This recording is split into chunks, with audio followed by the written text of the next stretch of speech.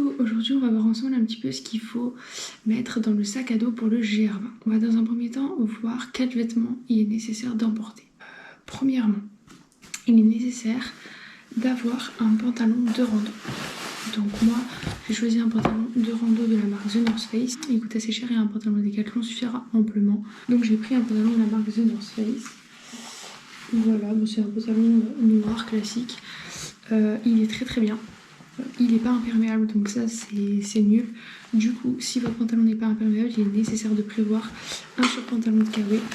Donc j'ai également acheté un surpantalon de Kawaii de la marque Decathlon, tout simple.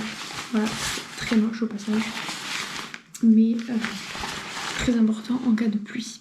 Donc je vous conseille soit de prendre un short, soit de prendre un pantalon. Vous choisissez avec quoi vous allez marcher, mais de ne pas prendre les deux parce que ça va rajouter du poids dans le sac à dos et franchement ça ne sert à rien. Parce que moi je sais que j'avais emmené un short et un pantalon et je n'ai marché qu'en pantalon. Le short ne m'a absolument pas servi. Voilà pour ça.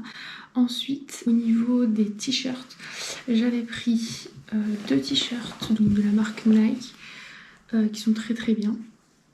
Un rose et un gris, hop, voilà, pour marcher. J'en avais pris un troisième que je ne vais pas vous présenter ici parce que je vous conseille d'en prendre uniquement deux. En fait, deux suffisent amplement parce que le soir, vous avez la possibilité en refuge de laver vos affaires. Donc c'est très simple, vous marchez avec un t-shirt, le soir vous le lavez, le lendemain vous mettez l'autre et puis vous alternez comme ça.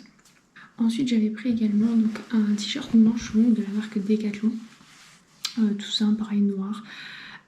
Qui était pas mal. En fait il m'a énormément servi le soir parce que le soir il fait un petit peu frais de temps en temps et pour dormir voilà c'est agréable d'avoir un t-shirt à manches longues pour ne pas avoir froid. Une polaire, la polaire c'est indispensable même en été, donc ne pensez pas que la polaire n'est pas nécessaire parce que moi je l'ai mise vraiment tous les soirs. Bon, je suis un peu frileuse et c'est peut-être pas obligatoire de mettre la polaire certains soirs, mais c'est vrai que moi j'aimais bien avoir ma petite polaire et je la mettais tous les soirs. Donc pareil, Decathlon, très bien, c'est pas nécessaire d'acheter des choses très chères. Ça c'est pour la polaire.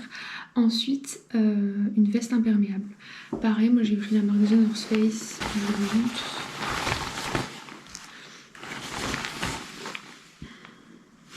Avec une belle capuche, indispensable. Donc le kawaii c'est très important aussi, c'est vrai que nous il a pas du tout plu, mais c'est vrai que s'il vient à pleuvoir, il est évidemment impossible, inconcevable de ne pas avoir de kawaii. Le soir en refuge, comme j'ai dit, j'avais la polaire, le t-shirt à manches longues, etc. s'il fait un petit peu froid le soir. J'avais également un legging et je dormais en legging. Hop, legging Nike que j'avais déjà, donc je l'ai pas acheté, hein, c'est voilà, un legging tout simple. Pour pallier au froid, j'avais également emporté un petit tour d'oreille et un petit tour de cou. Et c'est vrai que ça, je les ai mis plusieurs fois. Il faisait un peu froid en fait au niveau des crêtes, en hauteur, quand on fait des petites pauses, il y a du vent, etc. Puis on partait tôt le matin, vers 5h, 5h30, donc c'est vrai qu'il faisait un petit peu froid. Et le matin, j'étais bien contente d'avoir ça. Voilà, donc je vous le conseille aussi, ça tient pas beaucoup de place. J'avais évidemment ma petite casquette. Alors je déteste mettre des casquettes, mais j'avais pris une casquette et j'ai bien fait parce que le soleil tape l'après-midi et du coup c'est vraiment indispensable d'avoir une casquette pour ne pas attraper d'insolation. Mon maillot de bain pour se baigner si l'occasion se présente. Est-ce que j'oublie des choses? Au niveau des sous-vêtements, j'avais donc 3 culottes. Alors par contre les culottes, prenez-en 3 quoi, ça pèse rien, n'en prenez pas que 2, c'est un petit peu ridicule. J'avais 2 brassières de sport. Une de la marque Ocean Apart, une de la marque Decathlon. Par contre, j'ai une brassière de la marque Ocean Apart qui ne sèche pas du tout bien parce qu'elle est en coton.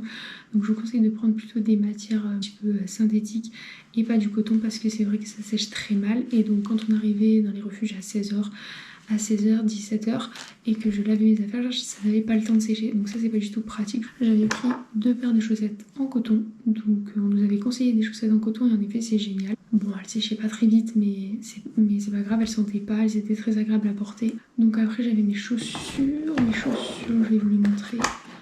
Elles sont de la marque Scarpa. Hop. Donc pareil, c'est un très bon investissement, elles sont super. J'ai jamais eu d'ampoule, après je les avais déjà testées, donc ça c'est important de tester ces chaussures avant de partir pour être sûr voilà, de bien s'adapter, de bien adapter notre pied à la chaussure. Ceci, mes magnifiques claquettes. Voilà, claquettes pour le soir, bien évidemment. Moi, elles sont énormes, pas du tout pratiques. Donc au niveau des habits, je crois qu'on a fait un petit peu tout le tour. Donc bien sûr, j'avais un sac à dos. Le sac à dos, c'était un sac à dos de la marque Osprey, bleu, comme ceci. Je sais pas si on voit très bien, voilà, il fait 46 litres. C'est amplement suffisant. Après, ça dépend si vous êtes en autonomie, en semi-autonomie, etc. Moi, c'est vrai que je logeais en refuge, je mangeais en refuge, donc j'avais pas grand chose à mettre dans le sac à dos, pas de réchaud, pas de tente, donc ça m'a amplement suffi. Mes magnifiques bâtons, c'est mon père qui me les a prêtés et je les ai cassés le 4e jour. Voilà, donc le bâton, il a plus de bout. Voilà, donc c'est pas génial, je marchais comme ça, c'était pas ouf, mais bâton indispensable. Ma poche à eau, donc ma poche à eau, moi elle faisait 2 litres, c'est vraiment le strict minimum, c'est-à-dire que moi mes potes ils avaient pris 3-4 litres d'eau. C'est super important d'avoir beaucoup d'eau, surtout en été. J'avais aussi donc un sac à viande et un duvet. Alors le duvet, on me l'a prêté, donc je l'ai pas sur moi, je peux pas vous le présenter, je vous mettrai une photo peut-être. Prenez un duvet léger et chaud évidemment. Après le sac à viande, moi je sais que je ne m'en suis pas servi.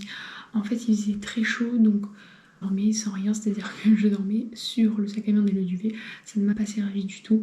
Maintenant évidemment il est nécessaire d'en prendre. Est-ce que c'est nécessaire de prendre un sac à viande et un duvet? Moi j'ai pris un sac à viande surtout parce qu'on m'a prêté le duvet. Se mettre dans le sac à viande c'est un petit peu plus hygiénique. Mais si c'est votre duvet, moi je conseille de prendre qu'un duvet. Le sac à viande ça sert à rien parce qu'en fait le duvet, si vous en avez un bien chaud, le sac à viande ne sert pas à grand chose. Voilà, donc le duvet.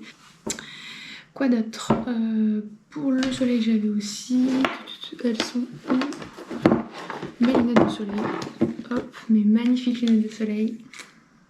C'est pas très sexy mais elles étaient cool parce qu'il y avait quand même beaucoup de soleil et se protéger les yeux c'est important. La frontale très important si vous partez de nuit. Hop là, je vais peut-être pas acheter la Decathlon celle-là, c'est mon papa qui me l'a donnée donc je sais pas trop, mais top. Après si c'est une frontale à piles, pensez à changer les piles avant si elle n'est pas neuve évidemment. On avait tous une petite banane. Alors la banane ça sert à quoi? Ça sert à mettre son argent liquide et ça sert à mettre également carte vitale, carte bleue, carte d'identité. En fait on la met sous les vêtements, donc celle-là elle est super pratique, elle est toute fine, je sais pas si vous voyez, mais elle se met sous les vêtements donc elle est invisible. Et ça permet d'avoir toujours son argent sur soi parce que c'est vrai qu'on est obligé de retirer les sous pour le GR20. Vous savez qu'il n'y a pas de distributeur, vous ne pouvez pas payer en carte bleue. Donc on arrive avec beaucoup d'argent et pour éviter les vols, c'est bien d'avoir toujours l'argent sur soi. J'avais mon petit chargeur de téléphone avec mon téléphone, évidemment. Hop là.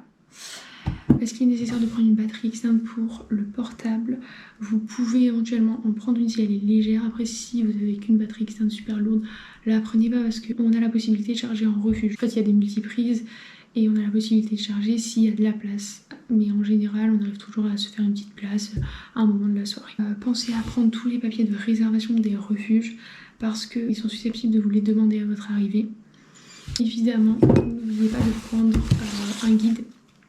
Voilà, puis ce sera votre seul livre à lire quand vous arrivez au refuge, donc vous serez bien content de pouvoir avoir un peu de lecture parce qu'il n'y a rien à faire au refuge. Donc moi j'avais acheté celui-là et puis on m'a dit qu'il était nul et on m'a dit de prendre celui-là, donc j'ai acheté celui-là aussi.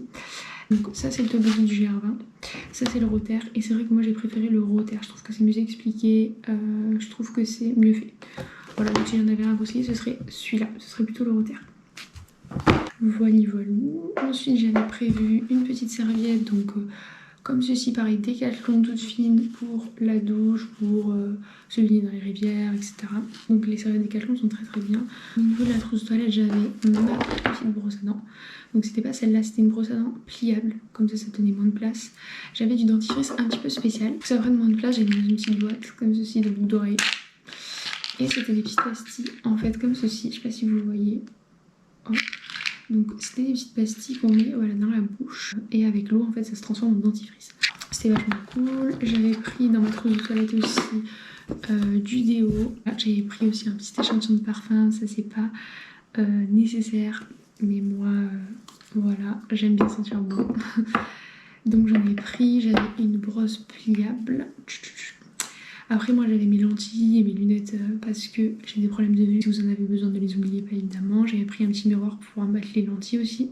Après on avait une trousse de secours commune avec tout ce qui est médicaments, etc.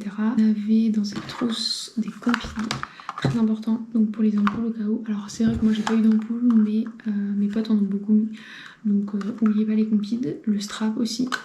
Bon après tous les médicaments, spasson, doliprane, etc. N'en prenez pas trop, mais prenez le nécessaire. Dans votre trousse de secours, trousse à médicaments, etc. mettez de la crème anti-frottement parce que ça évite en fait les ampoules, ce genre de choses. Moi j'en mettais tous les matins sur mes pieds, j'ai jamais eu d'ampoule, jamais de soucis, donc je sais pas si c'est grâce à ça, mais moi j'ai trouvé ça pas mal. Il n'y a pas crème solaire aussi. La couverture de survie, on en avait tous une au cas où. Ne pas oublier papier toilette. Un rouleau, ça suffit amplement. Nous on est parti 11 jours, j'ai utilisé la moitié. Enfin après, sauf si vous êtes un énorme consommateur de papier toilette, mais franchement, personne du groupe ne l'avait fini. Donc si on fait des économies, ça suffit amplement. Un savon de Marseille, donc moi j'avais mis ce savon de Marseille dans une mini tupperware en fait. Sinon n'oubliez pas de mettre toutes vos affaires dans les petits compartiments. Par exemple dans ma trousse de toilette c'était un petit sachet plastique zippé. Ensuite des pinces à linge. Alors les pinces à linge c'est très important, faut pas les oublier parce que évidemment quand vous lavez votre linge en refuge il y a déjà des étendoirs prévus à cet effet, mais il faut prévoir ces pinces à linge. Je vous conseille d'en prendre 5 minimum parce que c'est vrai que il faut laver la culotte, la brassière, le t-shirt, les chaussettes, des fois le pantalon, et c'est vrai que des fois on se retrouve, en plus on les perd, donc bref, on se retrouve sans pince à linge et dès qu'il y a du vent, nos affaires tombent dans la terre et c'est pas ouf. Parce qu'on doit les relaver. Que dire de plus? On avait pris des barres de céréales donc pour le petit déjeuner. Après, ce qui est bien à prendre aussi, c'est les pastilles pour filtrer l'eau parce que vous êtes obligé de vous ravitailler en eau dans des sources d'eau non potables. C'est vrai que mettre des pastilles micro-pures dans votre camelback, c'est pas mal et c'est même indispensable en fait. Ça dépend à la période à laquelle vous y allez, mais l'été quand les refuges sont à sec, c'est possible, et bien vous êtes obligé de vous ravitailler dans des sources non potables et donc il est nécessaire d'avoir des pastilles micro-pures qui filtrent l'eau. Ensuite un couteau suisse. Un couteau suisse c'est bien pratique, nous on l'a utilisé à plusieurs reprises, donc un couteau suisse qui fait à la fois couteau, à la fois pince à épiler, ce genre de choses, très pratique. Pour manger j'avais des petits couverts en plastique, très important, ne pas oublier, et j'avais aussi pris un sac poubelle pour pouvoir mettre mes déchets. Voilà, j'espère que cette vidéo vous a plu et surtout qu'elle vous aura servi. J'espère ne rien avoir oublié et je vous souhaite un bon GR20 si vous partez prochainement.